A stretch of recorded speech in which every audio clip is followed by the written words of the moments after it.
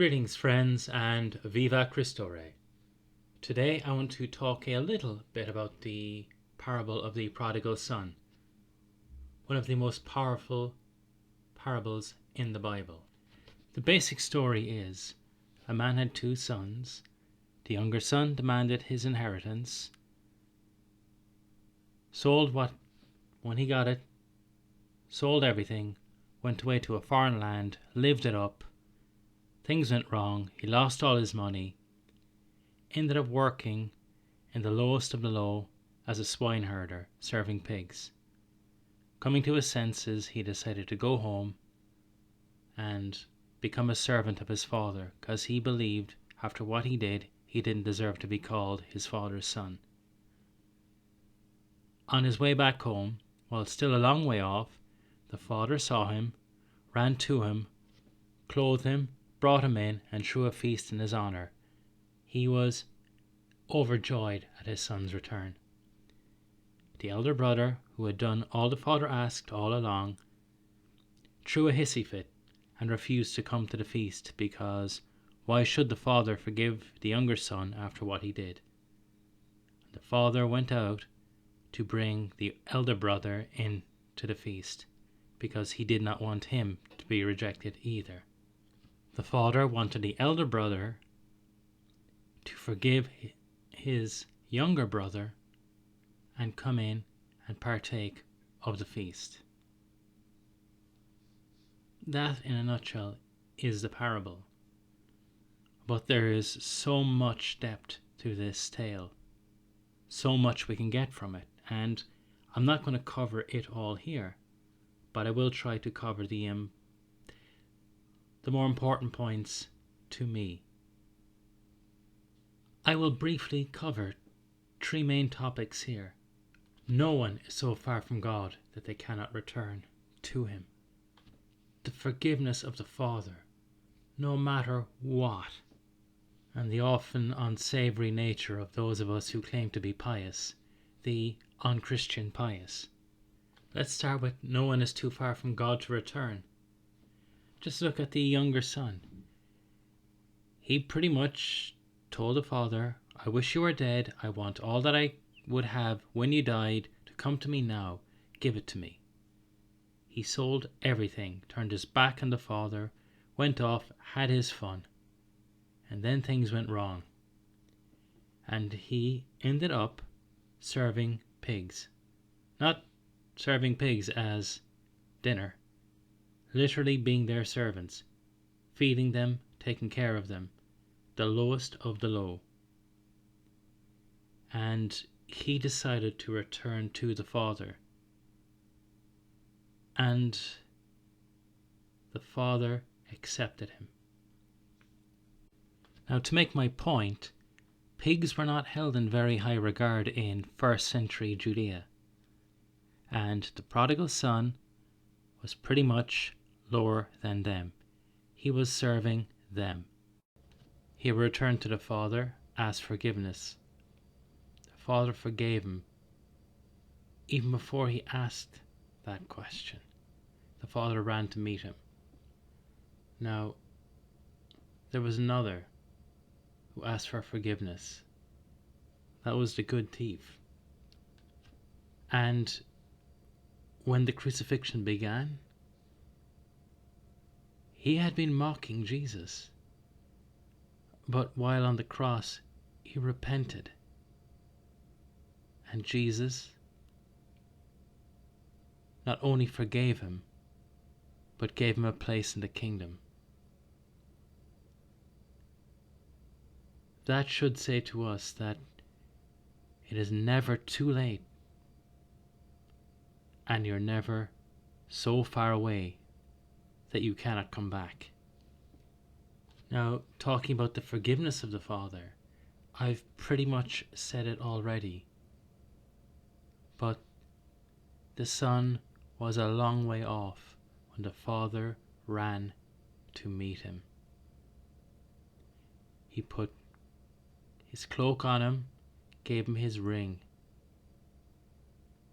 and made him a son, even though the son felt unworthy.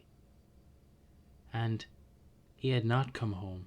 He was still a long way off. But yet the father went to meet him to ensure he got home, because he wanted to come home. That's what God wants.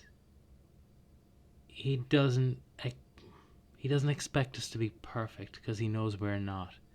We're humans. We are fallen in our nature. And we are very, very far from perfect. And all God wants us to do is to try. And I can guarantee you that the prodigal son was pretty smelly when the father ran to meet him. He'd been minding pigs, walking in the hot sun, probably hadn't had a bath in a while. And yet the father embraced him. And that should give each and every one of us hope. God will forgive you everything and still bring you into his kingdom. Now, this is a bit of an aside, but it points to the mercy and forgiveness of God. You can be sure that before the prodigal son went into that feast, he had a good wash and put on fresh, clean clothes.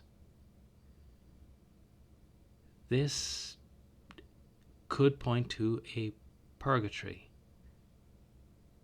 that God will let us cleanse ourselves before we get to heaven. Another mercy, another forgiveness. Or should I say, it shows that God forgives and helps us back to fullness. And it may take a bit of scrubbing, but God will get us home. That is for another video, which I will not go into here, but something for you to think about. Now, the next section I want to cover in brief would be the elder brother, or the unchristian pious. Now, he remained with the father, did all his duties, but when his brother came home, he was not happy.